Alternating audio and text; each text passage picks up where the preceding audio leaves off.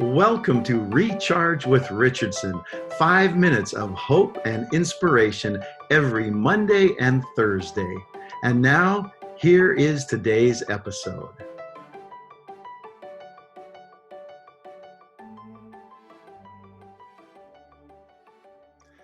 Well, good morning and welcome to another Monday episode of Recharge with Richardson. I want to spend a few episodes talking about a real problem in our society, and it's something that we actually consider a virtue. It's busyness, or otherwise known as maybe workaholism. I've called today's episode, Don't You Need a Break? I came across a poem which I sort of took and rewrote and added some things of my own to it, but I believe it summarizes really well the sickness of our time. This is the age of the half-read page and the quick hash and the mad dash. The Facebook peek, then a juicy tweet, Instagram next, and a quick text. The bright night with nerves tight, the plain hop with a brief stop.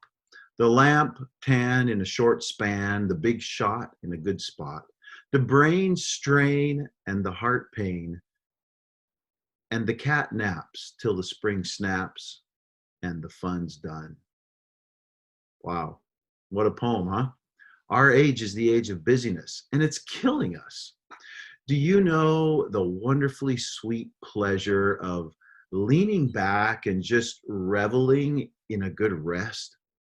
That's the gift that God exemplified when he himself rested after his creation activity of Creation Week. He wasn't tired. He intentionally sent a message to us about how essential rest is. Rest can come as a 10-minute power nap or 8 hours of wonderful sleep at night or a few days of vacation. But regardless of its length, rest offers energy for the burned out and restoration for the broken. Rest replaces weariness and exhaustion and fatigue with peace and with energy and with hope. Maybe God knew we'd get stuck in the trap of busyness. And so he did something very profound right at the beginning when he created a perfect world. And I want to read it to you from Genesis chapter 2, verses 1 to 3. The Bible says, "Thus the heavens and the earth and all the host of them were finished.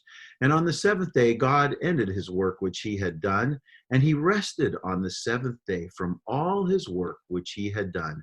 Then God blessed the seventh day and sanctified it, because in it he rested from all his work which God had created and made." And so here in Genesis, we see that as God wraps up creation week, the Bible tells us he rested. Not that he needed to. He wasn't tired. After all, he spoke, and whatever he spoke came into existence. So he certainly didn't get tired. But he knew that we would need to rest. And so he establishes a pattern for us to follow right at the very beginning. And if you look at creation carefully, even beyond this day of rest, the seventh day, you see that God gave us a time for daily rest, not just weekly rest. The seventh day is the weekly rest, but every day there's each day's night, that dark portion where we're supposed to be sleeping.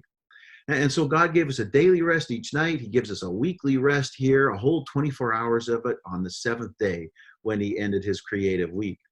And the Bible actually goes on to say that he blessed the seventh day and sanctified it.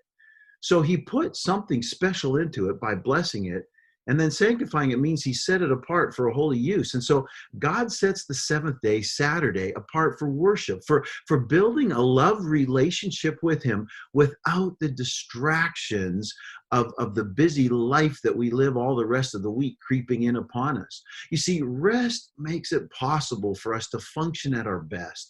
Rest should include a good night's sleep and taking time to relax weekly, the Sabbath, and then annually when we take vacations. Because when you look further into the Bible, you actually find God giving his people Israel annual vacations as well as the daily and the weekly rest. And so you see that God himself really built a cycle of rest into life as he wants us to live it.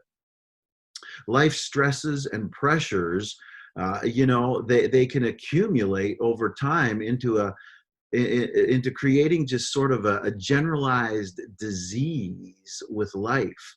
And rest is really a powerful antidote for all of that. In today's sinful world, God is telling us that we'll be better people, we'll be more well-adjusted, and we'll be happier people if we get the rest that we need. Both a good night's rest every day and a Sabbath rest every week. And so I want to just challenge you. Don't you think you need a break? And no matter what you're going through in your life right now, remember this: God's got this, and God's got you.